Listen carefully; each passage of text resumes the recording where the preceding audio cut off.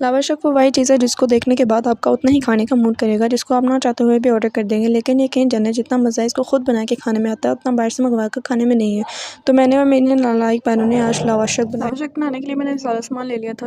अलग-अलग फ्लेवर में मैंने लावाशक पट्टियाँ ले ली थी और मैंने पहले प्लेट में चूरन डाला और इसके ऊपर मैंने लावाशक पट्टी को खोल के निकाला और इसके ऊपर मैंने फ्रूट बार रखी और इसके ऊपर मैंने इमली वगैरह स्प्रेड कर दी और इसके ऊपर चिली मिली, जेलीज़ वगैरह सारा कुछ लगा दिया और इसके ऊपर चूरन डाला।